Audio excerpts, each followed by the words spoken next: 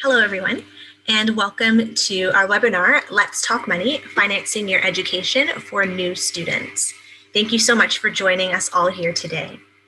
Before we begin, given that you're new students, I want to start off by saying congratulations on being accepted into Ryerson University. That is such an amazing opportunity and an incredible achievement, and I hope that you are very proud of yourselves. So I'd officially like to welcome you to being a Ryerson Ram and joining the Ryerson Ramily. Before we begin, I'd like to start with a land acknowledgement. So Toronto is in the Dish with One Spoon territory. The Dish with One Spoon is a treaty between the Anishinaabe, Mississaugas, and Haudenosaunee that bound them to share the territory and protect the land. Subsequent Indigenous nations and peoples, Europeans, and all newcomers have been invited into this treaty in the spirit of peace, friendship, and respect. When it comes to land acknowledgements, it's incredibly important to understand the long-standing history that has brought each of us to reside on this land. And it's even more important to understand our place within that history. Land acknowledgements are not simply meant to highlight things of the past, because colonialism in many forms is a current ongoing process. As a settler on this land, I acknowledge my own privileges that many Indigenous folks are not afforded or extended. I've benefited from the land, I work on the land, I thrive on the land, as much of us do. And so I call on each of us to stand up and stand strong alongside our Indigenous community for the equity that they deserve. Now, before we move into the formal presentation, a few Zoom housekeeping tips before we get started. First, we're mindful of security concerns while using this platform called Zoom. So if there are any major disruptions that interrupt our ability to keep control of this Zoom platform, we will ask everyone to log off immediately. We also encourage respectful dialogue in the question and answer function of Zoom at all times. Bullying, name calling, or inappropriate language will not be tolerated. And if it becomes an issue, we will be removing folks from the webinar. We also encourage you to ask questions. Behind the scenes, we have our fabulous support staff helping to direct all of your great questions and answers, so feel free to ask your questions throughout the session. If you're unfamiliar with how to ask questions through Zoom webinar, at the bottom of your window, you should see a little pod called Q&A. When you click that, you can open the dialog window and type your questions throughout the presentation. And then as the support staff answers your questions, you'll be able to see the questions asked and answered in the My Questions section of the Q&A pod. As well, if you're having any audio or video issues, feel free to flag it in the Q&A pod and one of our staff members will assist you. You're also welcome to rearrange the screen in any way that works for you. Note that rearranging your screen does not impact the way that others are viewing this presentation. And we will also do our best to ensure that this session is closed captioned through the Zoom function. If you do require this, please click the live transcript available button at the bottom of your Zoom window. And you're also able to move that text box around your screen to wherever best suits you. And finally, this session is being recorded. A copy of the recording will be made available on the Service Hub webinars page within 2 weeks of today's date. So we kindly ask that you don't ask for an advance copy of this recording. It will go up once it is ready. And that webpage is ryerson.ca/servicehub/webinars. So I'd officially like to pass the virtual mic over to my co-host, Matt, to introduce himself. Hello, first-year students. Welcome and congratulations on your admission to Ryerson University. My name is Matthew. My pronouns are he and him. I'm a manager of student awards and scholarships here at Ryerson University. I'm a proud Ryerson alum as well. I graduated from Arts and Contemporary Studies, which is a program within the Faculty of Arts, and I love hiking and I love cooking. Now to pass along to Bianca for her introduction. Hello, everyone. My name is Bianca, and my pronouns are she and her. Currently, I'm Assistant Manager of Student Financial Assistance here at Ryerson University. And like Matt, I'm also a proud Ryerson alum. I have my Bachelor of Arts in Sociology, which is a program under the Faculty of Arts, a certificate in organizational leadership from the Chang School of Continuing Education, also from Ryerson. And I'm a current Master's of Science in Management student in our business school at Ryerson. But beyond all that, I really love video games. I love studying and practicing mindfulness and I love laughing at really good memes or GIFs. So I want to highlight that Matt and I work in different departments, and this is often a common misconception that students have, that student financial assistance and our student awards departments are one and the same. But actually, we're two completely separate units. Our work does often complement one another, but we are very distinct units that each take care of different things. So on the student awards and scholarship side, these are the folks who are responsible for reviewing and processing all the scholarship and bursary applications that are administered by Ryerson. So this includes your guaranteed and renewable entrance scholarships, any program faculty-specific awards, as well as university-wide awards. The Student Financial Assistance team is primarily responsible for administering the OSAP program, or Ontario Student Assistance Program, to almost 30,000 Ryerson students every single year. Beyond the OSAP program, we also support students who are out of province, as well as US student loans program seekers. We help to administer the Career Boost program, which is our campus employment program, which we'll also talk about today. We help to provide emergency bursary assistance, and we also help with financial literacy, budgeting, and money management for students, which is also part of the agenda for today. Speaking of the agenda, we have a packed and informative agenda to share with all of you today. And we've sort of broken it down into 3 sections so you're able to stay along with us. So our first section is student awards and scholarships, which will be covered by Matt. We'll be talking about all things entrance scholarships, Awardspring, calculating financial need, as well as some scholarship opportunities that we don't want you to miss out on. The second section is about student financial assistance opportunities, where we'll talk about OSAP, including program highlights, your contractual obligations as an OSAP borrower, funding breakdowns, and of course, the application process. And another way to finance your education through our campus employment program, known as Career Boost. And then finally, we'll wrap up with talking about money management, budgeting, and financial literacy, how you can manage your funds, some student discounts that you don't want to miss out on, and some resources for financial planning. So now that you know what we'll be covering today, let's officially dive in. Now at this point, or even maybe before this webinar, you may be feeling a little bit nervous about coming into post-secondary and especially the finance aspect of it. Let's be real, talking about money is still a slightly taboo topic, but you're adults now, financially responsible for your own actions. And while this is a big responsibility, it doesn't have to be a scary one. So our hope is that by the end of this presentation, you'll be able to better understand your financial obligations just a little bit better, and most importantly, make sound decisions rooted in accurate information. So to that end, I'm going to pass it over to Matt to go over student awards and scholarships. Thank you so much, Bianca. So just to ease everybody into scholarships, awards, and bursaries here at Ryerson University, it's first important to know what that really means. Scholarship awards and bursaries are forms of financial aid designed to help students pay for their post-secondary education. If you are the recipient of these, they do not have to be repaid. Scholarships and awards can be a one-time disbursement or renewable each year that you're studying here at the university, and they're awarded primarily based on academic criteria or merit. Bursaries are typically a one-time disbursement, and they're awarded for financial need or exceptional circumstances that you may be experiencing. Next slide, please.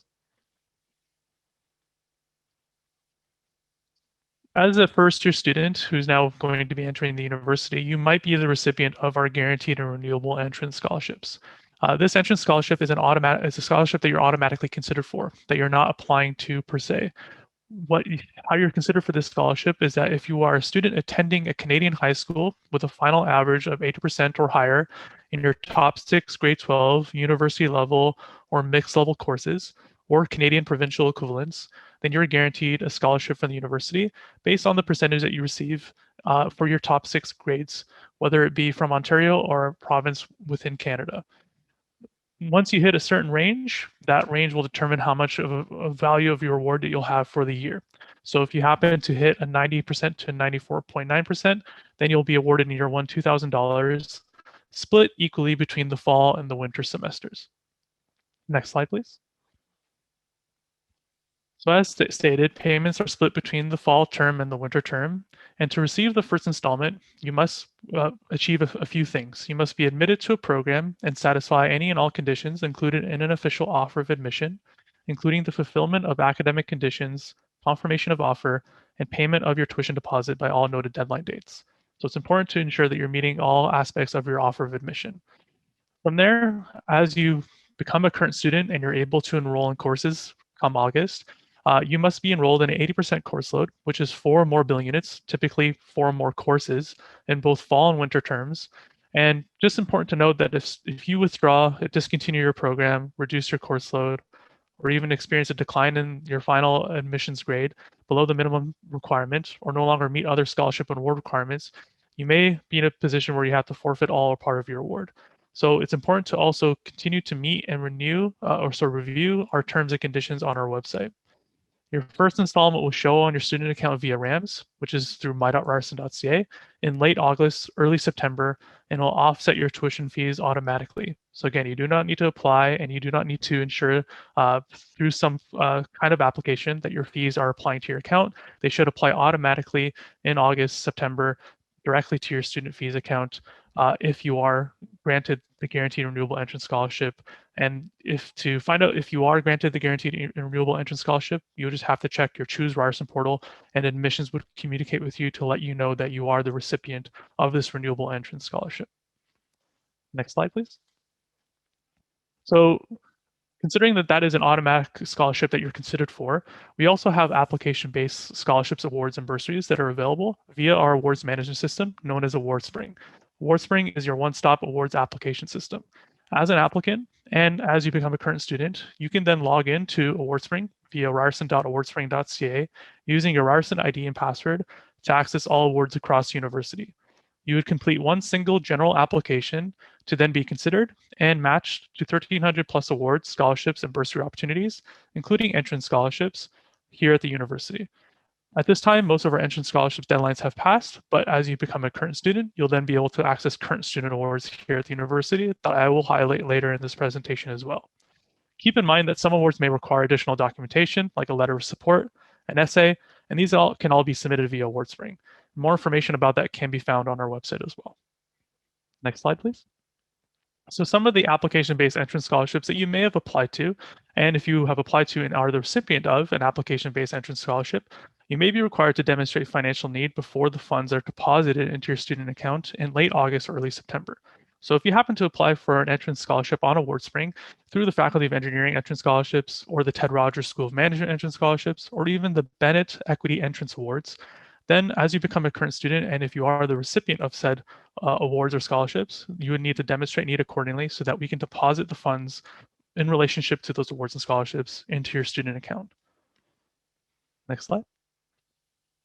So for financial information section on Awardspring, this is how you would demonstrate need accordingly for us here within student awards and scholarships.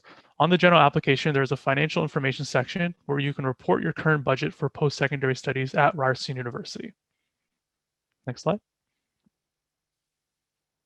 So to be considered for financial need-based awards, you would need to answer or respond with a yes to the following question on the application, which is, would you like to be considered for awards, scholarships, and bursaries that require you to demonstrate financial need?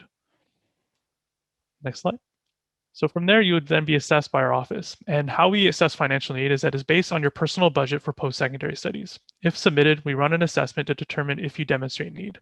We take into consideration your educational costs, like tuition, laptop, books, and other educational supplies, housing costs like residence, apartment, and utilities, financial aid that you may have received, such as potentially OSAP, government loans and grants, or other government assistance, personal employment income and savings, and other personal expenses and available resources. Just to go over some awards that are going to be available on Awardspring for this upcoming fall. This is just a really brief snapshot of a few awards that would be available that we just want to make highlight of. But keep in mind that there's over 1,300 plus awards that are available via Awardspring that are all three both program-wide, faculty-wide, as well as university-wide. So these are some university-wide awards that are available to students. We have the Salad King International Student Awards, which is 5 awards at $1,000. It's given to an international student who has demonstrated strong leadership in improving the quality of student experience at Ryerson University. An on-campus student leader makes an impact as a positive role model and as a great mentor for students here at the university. We also have the Clifton Foundation Scholarship, which is full tuition, book, and program fees. So a very lucrative opportunity that covers full tuition for the full year, book and program fees. And it's also a renewable opportunity. So the Clifton Foundation Scholarship provides access to education for high potential students who may otherwise not have been able to afford to attend university, with the goal of getting them to graduate with a degree. Hence the renewability, so that it can get you to the finish line and that you can graduate accordingly with that scholarship funding. We also have the Ryerson Black Faculty and Staff Community Network Award for Student Leadership. It's a $1,500 award, and it's established by Ryerson's Black Faculty and Staff Community Network, recognizing a Black student for their academic achievements and community leadership, both on and off Ryerson campus, and that they're selected as we select students based on community leadership, both on and off Ryerson campus, while maintaining consistent academic proficiency and overcoming financial difficulties as well. And of course, there's more available on Awardspring. Next slide, please.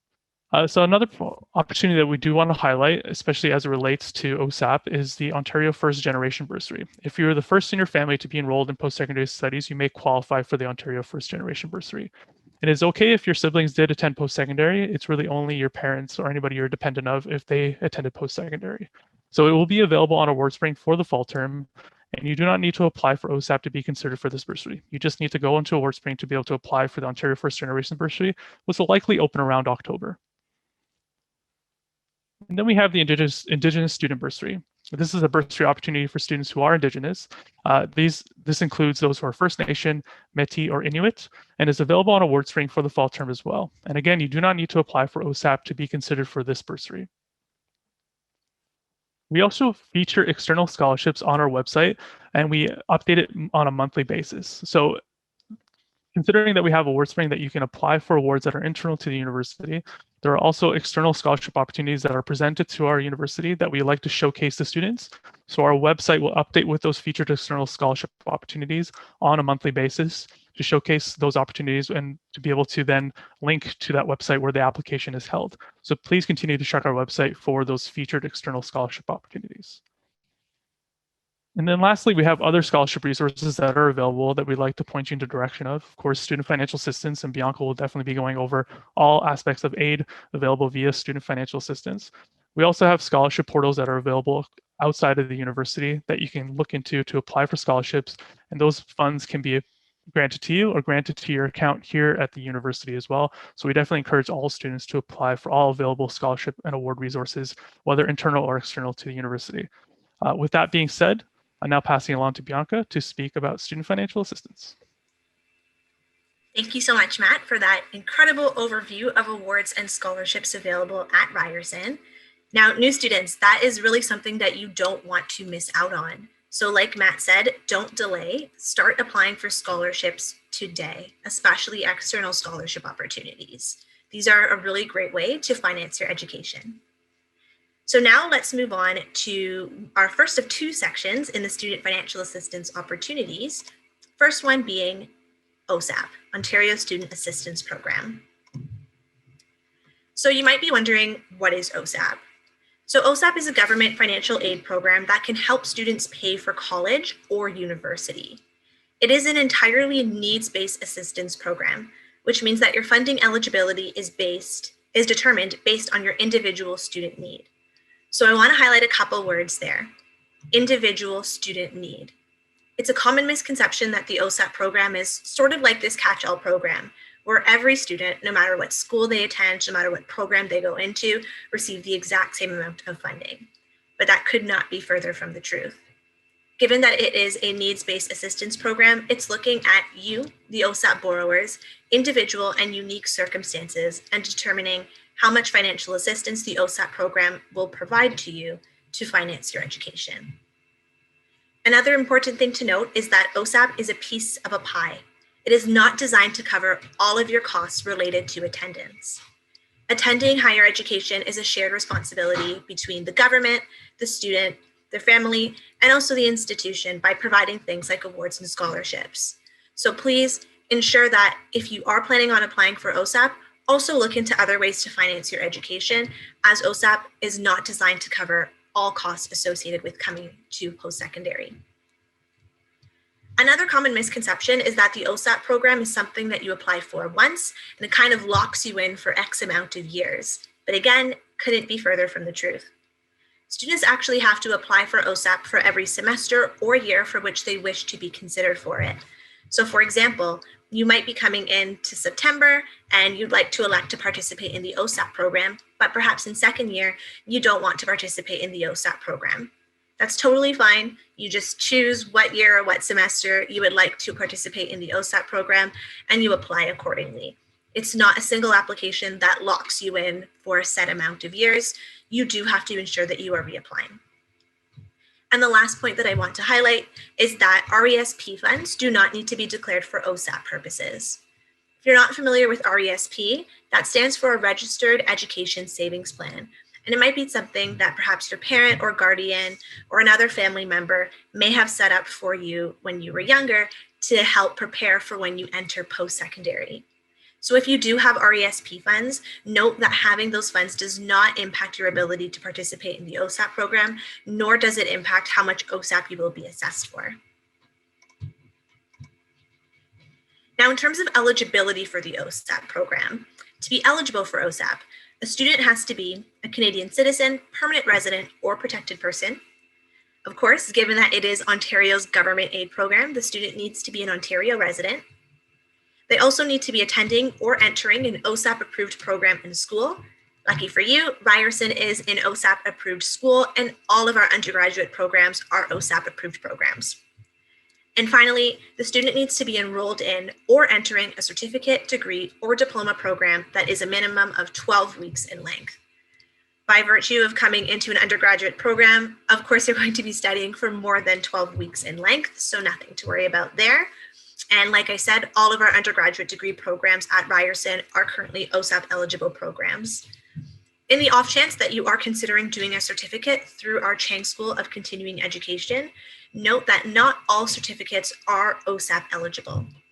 On our website, we do have a full list of OSAP eligible certificate programs that you are welcome to browse. And our website is ryerson.ca/student-financial-assistance. Now, how is your OSAP aid determined? So the amount of OSAP a student can receive depends on their unique circumstances. It's a formula, looking at things like your educational costs, such as books, tuition, and living expenses, like if you're living at home versus away from home. And it's also looking at financial contributions. So remember when I said OSAP is a piece of a pie, there's expectations that you're also tapping into other resources beyond the OSAP program, such as you, as the borrower, contributing to your education as well, contributions from your parents or spouse if applicable, as well as any scholarships or bursaries that you may have been awarded. Putting that all into the algorithm, this calculates your financial need as determined by the OSAP program. Now, there are a lot of responsibilities as an OSAP student loan borrower. Remember at the beginning of the webinar when we were talking about coming into adulthood and having more responsibility for your finances. Note that when you do elect to participate in the OSAP program, you are entering into several contracts. This includes contracts with the provincial government, the federal government, as well as your lender, known as the National Student Loan Service Center. As the borrower, it is your responsibility to proactively monitor and manage your student loan.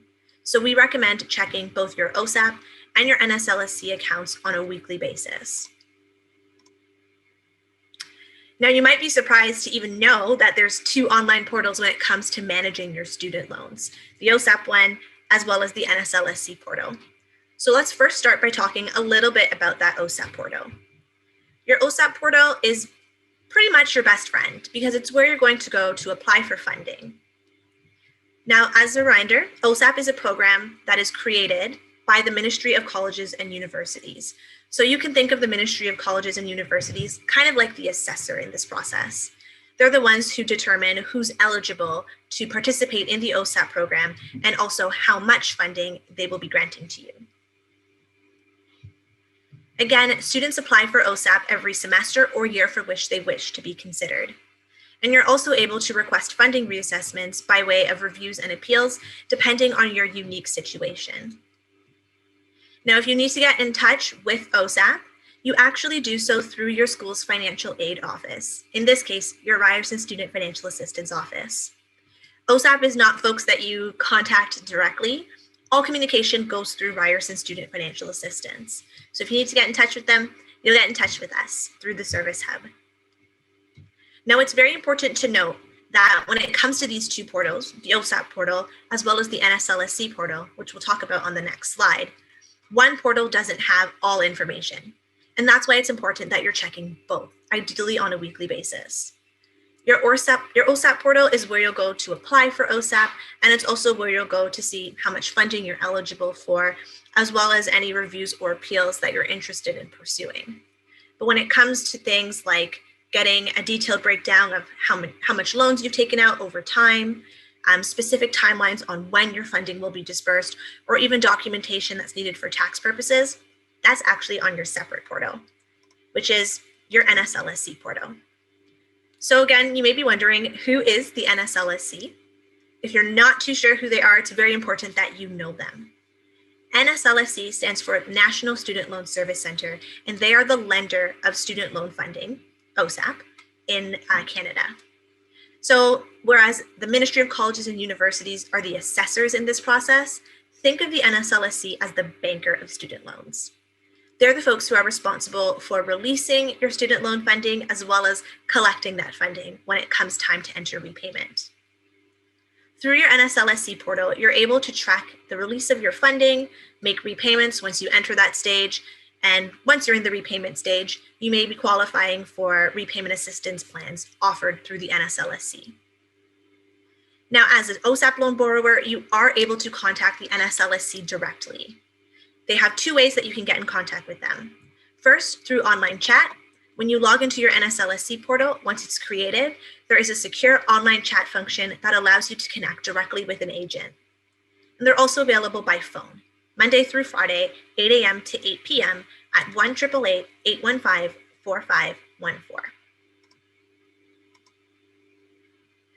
Now, another common misconception about the OSAP program is that taking OSAP means that you will have a lot of money to pay back. Again, not entirely true. OSAP actually offers different types of funding, loan funding versus grant funding. And when you apply for OSAP, you're automatically considered for both loan and grant funding. Loans is money that needs to be repaid once you enter repayment. Grants is typically money that does not need to be repaid. When you apply for OSAP, you are able to choose to receive grant-only funding on your application. So if you are assessed and you are eligible to receive both loan and grant funding, but you only wish to receive the grant portion of that funding, you can indicate so at the time of application when you apply on the OSAP website. Now note, if you do opt for grant-only funding, this is something that you have to opt into every single time that you apply for OSAP. So be sure that every academic year or semester that you elect to participate in the OSAP program, if you also want to receive grant-only funding, make sure that you check off that little box when you're applying that says grant-only funding, no loan. There's also groups of students who may be eligible for more OSAP funding. So if you identify as a student who is Indigenous, a current or former Crown Ward, or a student with a disability, whether temporary or permanent, we encourage you to identify this when you apply for OSAP. The application will ask you if you wish to identify as one of these groups, and if you are comfortable, we do encourage you to do so because there's additional OSAP funding available to you. Now, a quick note on OSAP funding and its relation to awards and scholarships. If you are receiving any scholarship, award, or bursary that is being granted to you by Ryerson University, please do not report it on your OSAP application. You're only responsible for reporting external scholarships or external awards or external bursaries on your OSAP application. So anything that is given to you through Ryerson University, like perhaps those guaranteed and renewable entrance scholarships that Matt was talking about earlier, or any of the scholarships that you perhaps apply for through the Awardspring platform, you don't need to report those on your OSAP application. Our Student Financial Assistance Office, as well as the Student Awards Department, will report any Ryerson award, scholarship, or bursary on your behalf. You're only responsible for reporting external scholarships, awards, or bursaries on your OSAP application. Now let's talk a little bit about the types of OSAP applications. When you go to apply for OSAP, there's two types of applications. There's a full-time OSAP application and there's a part-time OSAP application. And the type of application you complete will depend on the number of courses that you intend to take. Also, the amount of OSAP funding you can be considered for is also impacted by the number of courses in which you enroll. Now, at Ryerson, tuition fees are on a per course basis. So the more courses you take, the more tuition you would pay. And in an OSAP context, the more courses you enroll in, the more OSAP funding you would be considered for, given that you have greater costs. So full-time OSAP, you will apply for this application if you plan on taking 3 or more courses per semester. If you're a student with a permanent disability, for OSAP purposes, you are considered full-time if you are taking 2 or more courses per semester. And full-time students will apply on a per academic year basis. So you can apply from September all the way to April of next year, so fall and winter semester. Now for the part-time OSAP program, you are considered a part-time OSAP student if you intend on taking 1 or 2 courses per semester. If you are a student with a permanent disability, 1 course per semester makes you a part-time OSAP student. Now, a little bit different from full-time OSAP. If you are going into the part-time OSAP program, you need to apply on a per semester basis. So you will apply for fall, September to December, and then you need to apply again for winter, January to April. In terms of how OSAP funding is dispersed, it gets dispersed in 2 installments, fall semester and winter semester. In fall semester, funding typically comes in September. Winter semester, funding typically comes in January. And it's really important that you apply for OSAP early so that this September, January timeline can work in your favor and you can have your OSAP funding in time for when tuition fees are due. And we'll talk a little bit in a couple of slides about when's the best time to apply for OSAP to ensure that happens. Now for full-time OSAP funding, very important to note that this is typically dispersed in a 60-40 split.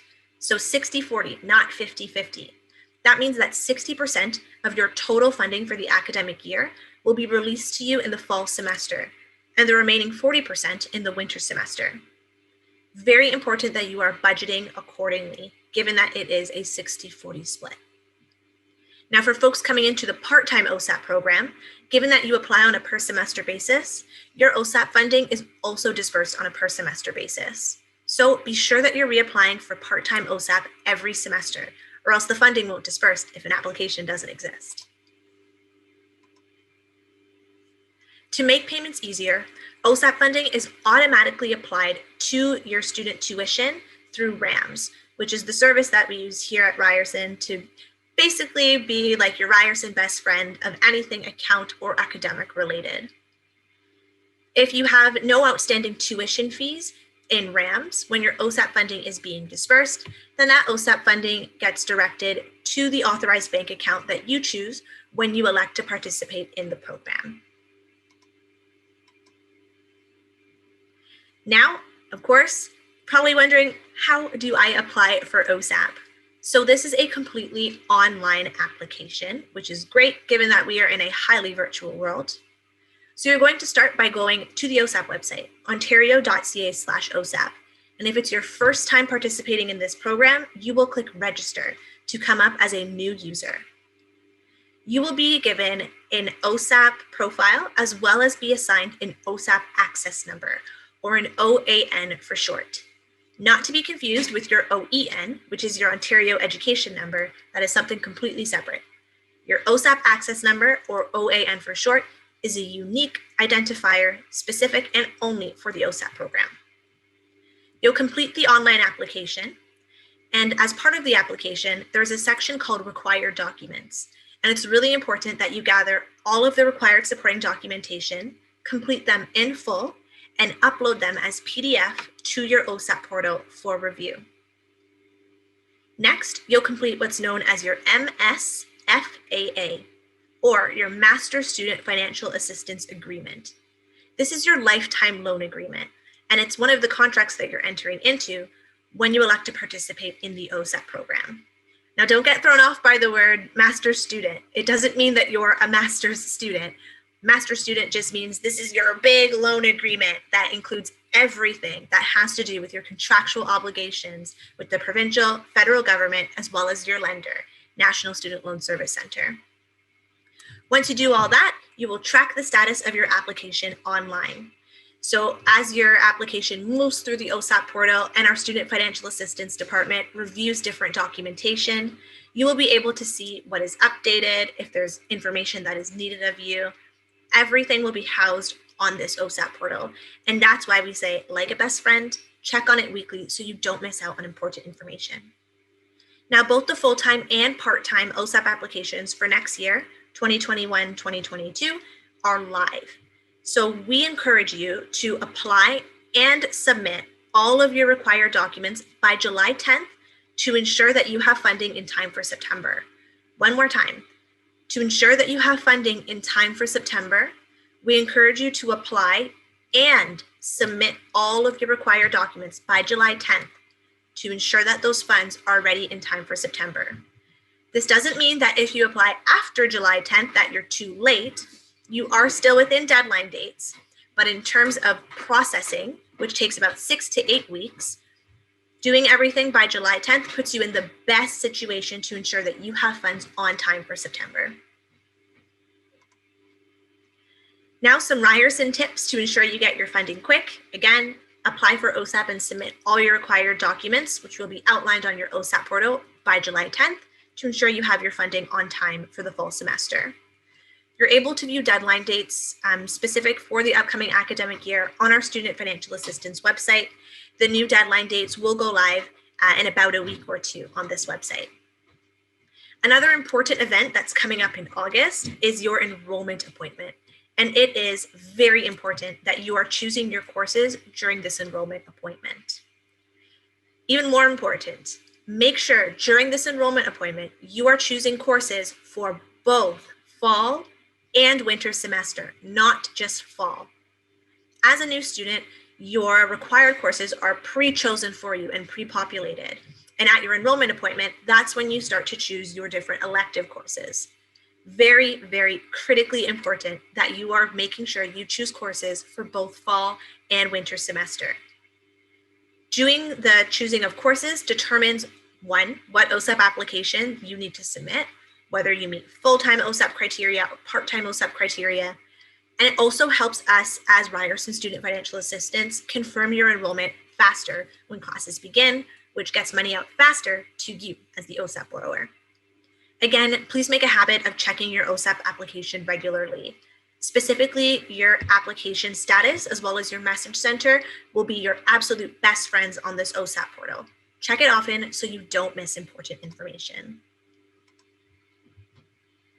If there are any students on the call who are out of province students, so this is students who are studying at Ryerson who reside in another Canadian province or territory prior to beginning their studies with us here, note that you will be seeking financial institution through your home province's loan program.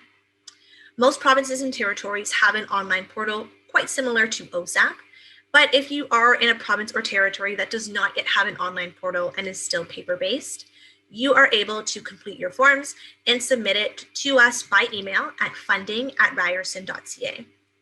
And we have more information on the different provinces and territories and what their application process looks like on our website, ryerson.ca/student-financial-assistance. So that was a ton of information packed into that OSAP section, but for very good reason.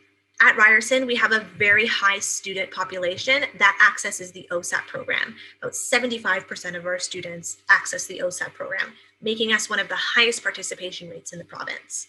So that's why we host things like this webinar, to ensure that we're meeting the needs of our students. So we're going to transition to our second subsection, which is talking all about earning while you learn. Our award-winning campus employment program, Career Boost, is an opportunity that you definitely want to take advantage of, especially since, given that we are largely remote, our Career Boost program is operating fully virtually. So Career Boost is Ryerson's source for campus job opportunities, and it's open to all full-time undergraduate, graduate, and faculty of law students who are Canadian citizens or permanent residents. Now, as an incoming first-year student, yes, you can apply for the Career Boost program. Please don't feel like you can't apply because you're a brand spanking new student. That's actually one of the best ways to start to get yourself immersed into campus culture and to start feeling that sense of belonging to the wider campus community. There's over 1,200 campus jobs that are available each year, from research assistants to social media and events, software and tech, or even working in the registrar and university operations. Again, the Career Boost program is operating fully virtual for the upcoming fall semester, which is a great opportunity to earn while you learn from the comfort of wherever you're residing. Fun fact, quite a bit of folks actually are Career Boost program alum. When I was a student, I worked as a Career Boost student at the Service Hub. My co-host Matt was also a Career Boost student as well. So very interesting where Career Boost opportunities can take you. Some program highlights about the Career Boost program, specifically the undergraduate one. So undergraduate students can earn up to $18.88 per hour. And the beauty of this program is that your schedule is super flexible. So you're able to work up to 15 hours per week. And of course, given that this is a work study program, you don't have to feel bad about taking time off work if it's around exam season or midterms. The program is structured to be there for you to lean on and also understand that studies comes before work. So if you need a little bit of time off to really hammer in and focus on midterms or assignments or final exams, Career Boost is a really great program for that flexibility. And then, of course, you're earning while you're learning. Career Boost students gain transferable skills for both work and life. Now, if you are interested in applying, the application for the upcoming fall 2021, winter 2022 season is not yet live. It is going to launch in late August. So check out our student financial assistance website, ryerson.ca/student-financial-assistance in order to get more information about the Career Boost program. All right, we're going to wrap up with our final section, money management, budgeting, and financial literacy. It's one thing to talk about ways that you can finance your education, but if you're not good at managing those finances, then what good is that really? The goal is always to stretch your money, to identify gaps, budget where possible, and make informed decisions. So how do we plan for success? Well, it starts with asking for help, specifically from trusted people. So make sure when you are reaching out to folks to ask questions that these are folks who are actually versed in what they're talking about. If you have questions about the OSAP program, please chat with us at Student Financial Assistance so we can give you the accurate information that you need to make good decisions. If you have questions about awards and scholarships, get in touch with the Student Awards Office here at Ryerson to ensure that you're getting accurate information. On the topic of scholarships, apply for them, don't wait, and update your Awardspring profile often as well. Also, very important that you're filing your taxes, you, your parents, or spouse if applicable, because for OSAP purposes, you will need that tax information in order to apply. Also, great way to save money is to distinguish between your needs versus your wants. Sometimes we got to be frank. We need to sacrifice some things that we want to make sure that we're taking care of our basic needs. So it's important that you are distinguishing between your needs and your wants and are always prioritizing things that you need. Finally, don't be shy to reduce your course load if it means lightening your financial obligations. If you cannot financially afford to take 5 courses, then consider lightening your course load to therefore lighten your financial obligations. But before you do that, check with your financial aid office, with student awards, as well as your academic advisor before making any course load changes to see if there will be any implications to your government aid, to any award that you may be receiving, or your academic progression. Most importantly, get ahead of this all by creating a budget form and sticking to it. I think budgeting is probably one of the most important yet underrated things for young adults. And it's very important that when you create a budget, you're actually revisiting that budget, ideally at the start of every month. Track your expenses, and most importantly, set budgets that are realistic for you. No one can tell you what budget will work for you because they don't know your life circumstances, your life choices, and your life chances. So when you're creating your budget, center yourself and set budgets that are realistic for you to attain. There is a fantastic budget form. The one on your screen is an Excel version that's available through higheredpoints.com. And this is great because all the algorithms are already done for you. You literally just input the numbers and let the formula do its work. So that's a budget form that I really like, but maybe there's another one that sort of resonates more with you. In terms of student discount cards, I cannot stress enough, ask for discounts everywhere, anywhere, all the time.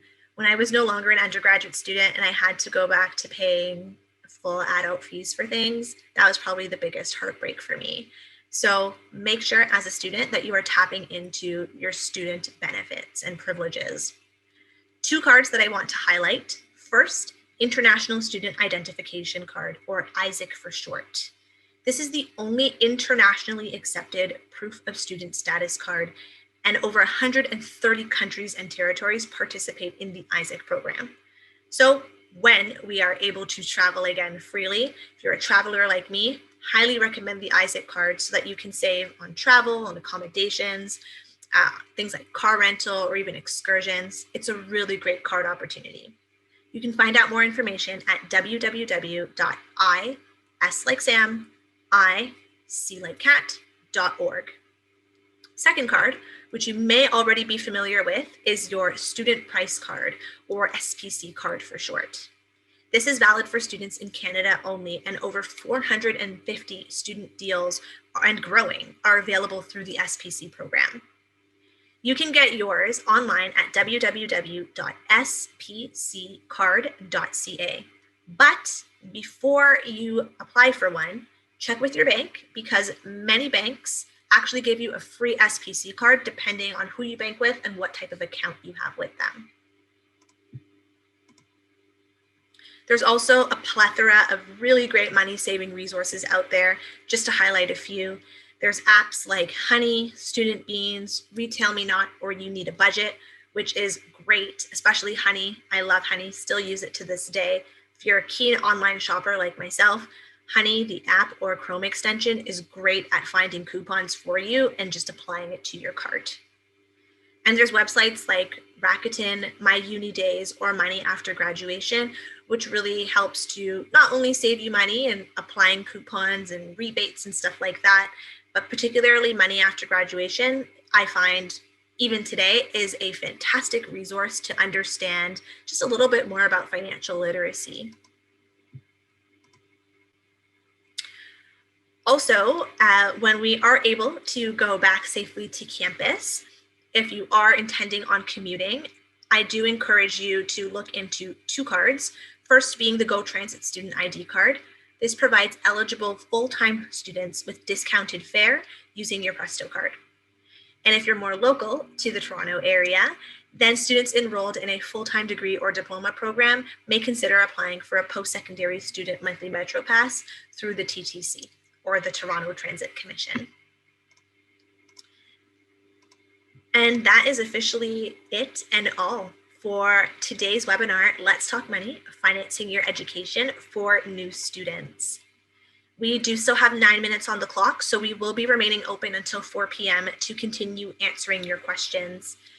In the meantime, some helpful websites and resources for you. The OSAP website, ontario.ca/OSAP. Again, our Ryerson Student Financial Assistance website, ryerson.ca/student-financial-assistance. Also on there, you'll find our Career Boost Employment Program. We have the Go Transit Student ID card website on ryerson.ca/university-business-services/OneCard, and the TTC Student ID card at ttc.ca. Now, I do want to highlight two very important webinars that are coming up because as new students, there is so much that you need to know in what feels like a very short amount of time. So tomorrow, our colleagues at the Service Hub are hosting a fantastic webinar called What to Know for New Students, happening tomorrow, June 17th, 2021. And then on July 8th, 2021, they're hosting another webinar all about online services, supports, and tools. So how we were talking about RAMs and using that to track funding as well as different academics. They're going to do a webinar deep diving into that and so much more. So please register online at www.ryerson.ca/servicehub/webinars for ideally both of these webinars, but at least one of them. Again, as new students, there's going to be a lot of information coming at you over the next couple months, and these two webinars are a great place to start. That website is also, as a reminder, where the recording of this webinar will be posted within 2 weeks. And with that being said, thank you once again for joining us for this webinar, Let's Talk Money, Financing Your Education for New Students.